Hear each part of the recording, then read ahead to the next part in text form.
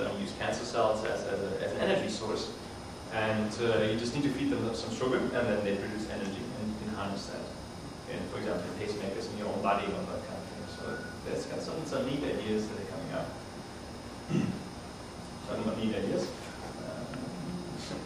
Okay, well, let's assume this is working. It's moving.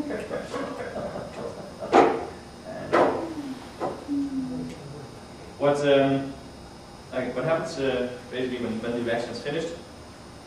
Well, you won't see much of the difference. But this is the methanol that is put in, and this has been sitting around for a day or two. You can run this for 10 hours, and then the energy is finished, and then it's not empty, it's just this. And it's difficult to say. The viscosity is a bit different. What is left is just water. So the only thing that comes out of it is water. And of course, since we have methanol, there's always a bit of CO2 being produced.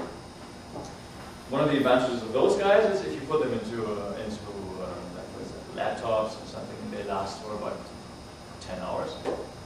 And you would just need to take little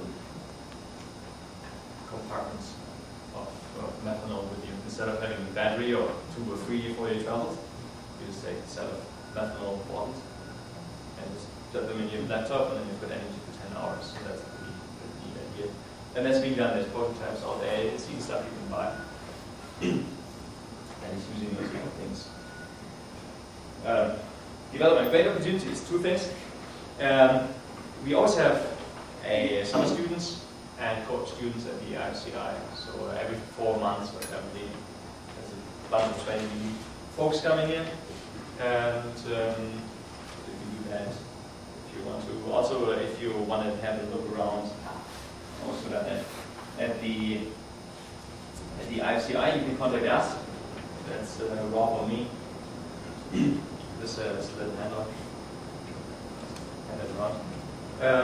You can just contact us and take a look around at the IFCI, Institute for Fields and Innovation, and we can just show you the facilities and what we're actually doing there.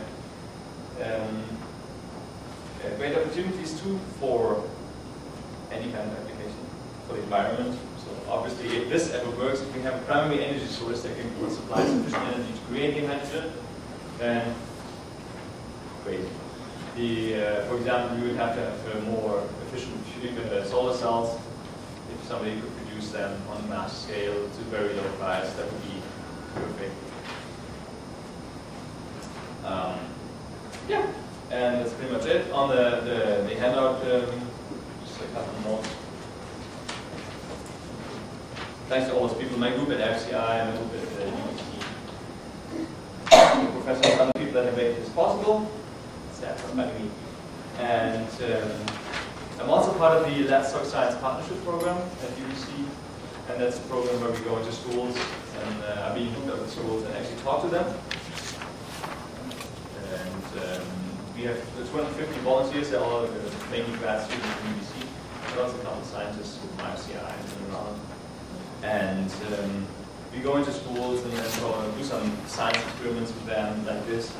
And there's usually quite some media attention. This demo has been filmed by Discovery Channel, for example. They've done an airing on Daily Planet sometime, I don't know when. And so if you want to get hooked up with those guys, either volunteer yourself or get a volunteer for your class or for your child's class or your parents' class, whatever. That's the general idea.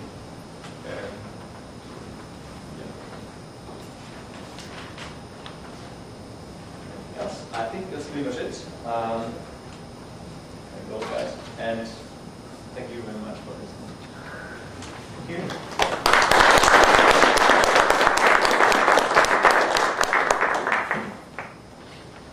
Okay. Question time. How are you? One of your titles was "When Will They Come?" Yes. As you've seen, the research that we do is kind of make it more cheap, make it cheaper, make it lasting longer. It's one of the 2 main problems that we have in fuel cell technology. And when will they come? 2 things. They're already here.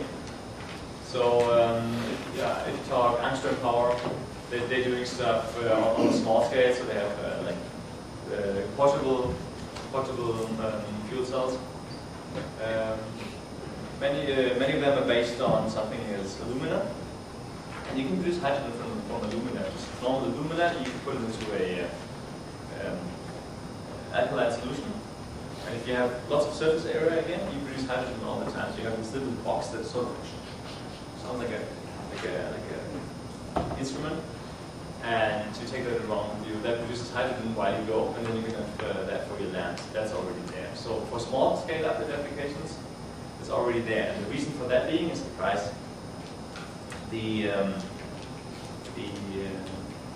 price per kilowatt at the moment is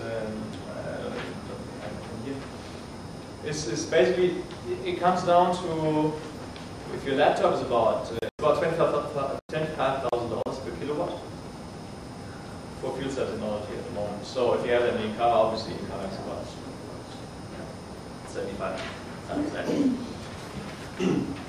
And cars are subsidized by the oil and petrol industry and by the government. So all our tax money basically goes into keeping the price of petrol low, because otherwise, if those subsidies would be gone, we would have petrol prices of $20 per liter, and then there would be disaster. I don't want to be anywhere around many people when that happens, if that happens. So with cars, definitely not anytime soon. And although people that want to have that as a main application, I don't see it as that. It will be, first of all, military and mobile applications. Mobile, because for your laptop you need 3 watts, maybe 1 to 3 watts. So if you buy 25,000 by 1,000, that's about $25 per watt. And for a laptop battery, that's about $50. And that's totally what your nickel metal hydride, lithium-ion battery technology is about the same price. And that's why you have it as a mobile application. Then you can find it. It's available. There's other regulatory problems, like methanol. You obviously can't take methanol on a plane. They won't like it, take this little bomb of methanol with you. So people are trying to get rid of those regulations. See how that comes out of it. So in terms of small scale, definitely now. And then solid oxide fuel cells, since they operate at 1,000 degrees, they have one big advantage. All the exhaust that comes out of it is also pretty hot. And if you run the exhaust heat over a turbine and create more energy, and then the exhaust from that turbine you can still run through a steam turbine, or just heat water. And then that's called combined heat and power.